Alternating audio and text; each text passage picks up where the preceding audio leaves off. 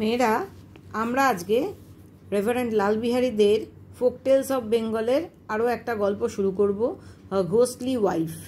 এই গল্পটা সম্ভবত তোমরা সবাই ছোটবেলায় ঠাকুরদাদা ঠাকুমা এদের কাছে শুনেছ। আমি তো শুনেইছি যে এক শাকচুন্নি বাড়ির বউ সেজে এসেছিল এবং সে ওই রান্না করার জন্য তার পাটা লম্বা করে ঢুকিয়ে দিত উনুনে এবং সেই পা জ্বালিয়ে রান্না করতো এবং ঘরের বাইরে থেকে জিনিস নিয়ে আসতো, হাত লম্বা করে দিয়ে লম্বা হাত দিয়ে সেই জিনিস হাত বাড়িয়ে নিয়ে চলে আসতো। এই গল্পটা আমরা মোটামুটি সবাই পড়েছি, জানি সবাই গল্পটা। তাও আমাদের এখানে শেষ গল্প এটা সিলেবাসের, ঘোস্টলি ওয়াইফ, এক ভুতুড়ে বউ। Once on a time there lived a Brahman who had married a wife. একদা কোনো এক সময় এক ব্রাহ্মণ বাস করত যে সদ্য তার স্ত্রীকে বিয়ে করেছিল। and who lived in the same house with his mother. সে একই বাড়িতে তার মায়ের সঙ্গে থাকতো, অর্থাৎ সে তার বউ এবং তার মা একসঙ্গে থাকতো। near his house was a tank. তার বাড়ির কাছাকাছি একটা দিঘি বা জলাশয় বা পুকুর ছিল। on the embankment of which stood a tree. যার বাঁধের ওপর বা পাড়ের ওপর ছিল একটা গাছ। on the boughs of which lived a ghost. যার গাছের শাখার ওপর একটা ভূত বাস করত। অফ দ্য কাইন্ড, কি ধরনের ভূত বাস করত? কল্ড শাকচিন্নি। শাকচিন্নি নয়, আমরা এটাকে শাকচুন্নি বলে থাকি। শাঁখের মতো সাদা গায়ের রং, সেই জন্য তাকে বলা হয় শাকচুন্নি। দেখো তলায় এখানে দেয়া আছে শাকচিন্নিজ অর শাকচূর্ণিজ আর ফিমেল গোস্টস। শাকচুন্নিরা হচ্ছে মহিলা ভূত। অফ হোয়াইট কমপ্লেকশন, সাদা গায়ের রং। They usually stand at the dead of night. তারা গভীর রাতের অন্ধকারে দাঁড়িয়ে থাকে at the foot of trees, গাছের নিচে। and look like sheets of white cloth. সাদা কাপড়ের মতো, সাদা কাপড়ের থানের মতো দেখতে তারা হয়, অর্থাৎ ধবধবে সাদা, যার জন্য শাঁখের গায়ের রং বলে শাকচুন্নি বা শাকচূর্ণি। One night the Brahman's wife had occasion to go to the tank. একদিন রাত্রে ওই ব্রাহ্মণের স্ত্রীর কোনো প্রয়োজন পড়ল ওই দিঘি বা পুকুরের ধারে যাওয়ার। To go to the tank, ওই দিঘি বা পুকুরে যাওয়ার প্রয়োজন পড়ল। তখনকার দিনে গ্রামের বাড়িগুলোতে খুব একটা কল থাকতো না, তার ফলে সব গ্রামের ওই কাজকর্ম, বাড়ির কাজকর্ম পুকুরেই সারা হতো। And as she went she brushed by a শাকচিন্নি। এবং যখন সে যাচ্ছিল কোনোভাবে সে ছুঁয়ে দিয়েছিল ওই শাকচুন্নিটাকে। হ্যাঁ, ব্রাশড মানে অতিক্রম করার সময় স্পর্শ করে যাওয়া বা ছুঁয়ে দেয়া। এবার শাকচুন্নিটাকে ছুঁয়ে দেয়াতে ওর ব্রাহ্মণের স্ত্রী হু স্টুড নিয়ার, যে শাকচুন্নি কাছেই দাঁড়িয়েছিল, তাড়াহুড়ো করে যেতে গিয়ে ছোঁয়া লেগে গিয়েছিল। On which the she ghost goat very angry. এই মহিলা ভূত মানে পেতনি আর কি, সে ভীষণ রেগে গেল উইথ দ্য ওম্যান, এই বউটার ওপর বা মহিলার ওপর। Seized her by the throat, তাকে ধরলো গলা চেপে ধরে। ক্লাইম্বড ইনটু হার ট্রি, এবং গলা ধরেই ওই মহিলাকে নিয়ে চলে গেল ওই গাছটার ওপর। And thrust her into a hole in the trunk, এবং জোরে ধাক্কা মেরে ওই গাছের ট্রাঙ্ক মানে হচ্ছে গাছের শিকড়, এখানে গাছের কাণ্ড বোঝাচ্ছে, গাছের কাণ্ডের মধ্যে একটা গর্তের মধ্যে তাকে রেখে দিল। ধাক্কা মেরে ওই গাছের কাণ্ডের গর্তটায় রেখে দিল।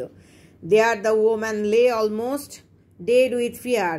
এবার ওই মহিলা ব্রাহ্মণের স্ত্রী ওখানে পড়ে গেল, লে মানে পড়ে যাওয়া, অলমোস্ট ডেড উইথ ফিয়ার ভয়ের চোটে প্রায় আধমরা হয়ে গেল। The ghost put on her clothes on the woman. এইবার ভূতটা কি করলো, ওই মহিলার পোশাক আশাকগুলো নিজে পরে নিল। And went into the house of the ব্রাহ্মণের বাড়িতে চলে গেল ওই বউটা সেজে আর কি। Neither the Brahmin nor his mother had any inkling of the change. ব্রাহ্মণ বা তার মায়ের একটুও সে ইনক্লিং মানে কোনো ইঙ্গিতই তারা পায়নি যে এই পরিবর্তনটা ঘটে গেল। তার এই পরিবর্তন বা বদলের কোনো ইঙ্গিতই তারা পেল না, তারা বুঝতেই পারলো না যে ওটা তার স্ত্রী নয়। The brahmin thought his wife return from the tank. ব্রাহ্মণ ভাবলো তার স্ত্রী ওই পুকুর থেকে ফিরে এসেছে। And the mother thought that it was her daughter in law, এবং মা ভাবলো যে তার ছেলের বউই ফিরে এসেছে। Next morning the mother in law discovered some change in her daughter in law. পরের দিন সকালে শাশুড়ি তার ছেলের বউয়ের মধ্যে কিছু পরিবর্তন দেখতে পেল। Her daughter-in-law, she নিউ তার বৌমা তিনি জানতেন ওয়াজ কনস্টিটিউশনালি উইক, শারীরিকভাবেই খুব দুর্বল, অ্যান্ড ল্যাঙ্গুইড এবং অবসন্ন প্রকৃতির, অর্থাৎ খুব দুর্বল অবসন্ন। সেই সময়কার দিনে মহিলারা এত বাড়ির কাজ করতো এবং এতটাই কম খেতে পেত, হ্যাঁ, বাড়ির মহিলাদের সেকেন্ড গ্রেড সিটিজেন মনে করা হতো এবং তাদেরকে অবহেলা করা হতো। তার ফলে তারা খাওয়া দাওয়া কম পেত, পুষ্টি কম হতো, তার ফলে তারা সবসময় খুব শারীরিকভাবে দুর্বল এবং অবসন্ন থাকতো, হ্যাঁ, অ্যানিমিয়াতেও ভুগতো। And took a long time to do the work of the house, এবং তার ফলে বৌমার অনেক সময় লাগতো বাড়ির কাজকর্ম করতে। But she had apparently become quite different person, কিন্তু বৌমা হঠাৎ করে স্পষ্টতই দেখা গেল যে অত্যন্ত একজন আলাদা পার্সন বা আলাদা মানুষে পরিণত হয়েছে। এটা ছাপার ভুল আছে, কোয়াইস না, এটা কোয়াইট হবে, QUITE, quite a different person, সম্পূর্ণ একজন আলাদা মানুষে পরিণত হয়েছে বৌমা। অল অফ এ সাডেন, হঠাৎ করে, she had become very active, সে ভীষণ কর্মক্ষম হয়ে উঠেছে, কর্মতৎপর হয়ে উঠেছে, active. All of a sudden, হঠাৎ করে। She now did the work of the house in an incredibly short time, সে এখন বাড়ির কাজকর্ম করে ফেলছে অবিশ্বাস্যভাবে, ইনক্রেডিবলি মানে অবিশ্বাস্যভাবে, অল্প সময়।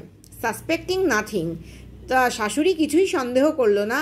The old woman shed nothing, বৃদ্ধা মহিলা বা শাশুড়ি কিছু বললও না। আইদার টু হার সান, তার ছেলেকেও কিছু বলল না, or to her daughter in law, তার বৌমাকেও কিছু বলল না, কারণ কিছুই সন্দেহ করেনি তাই বলল না। অন দ্য কন্ট্রারি, বিপরীত পক্ষে বা পক্ষান্তরে, শি ইনলি রিজয়েসড, ইনলি মানে ভেতরে ভেতরে খুব খুশি হতে লাগলো সে, that her daughter in law had turned over a new leaf, যে তার বৌমা জীবনের একটা নতুন অধ্যায় শুরু করেছে বা আরেকটা নতুন করে উন্নত জীবন শুরু করেছে। Turned over a new leaf অর্থাৎ নতুন করে একটা জীবন শুরু করেছে, নতুন পাতা উল্টে ফেলেছে। নতুন পাতা উল্টে ফেলা মানে হচ্ছে এখানে জীবনের নতুন অধ্যায় উন্নততরভাবে শুরু করেছে।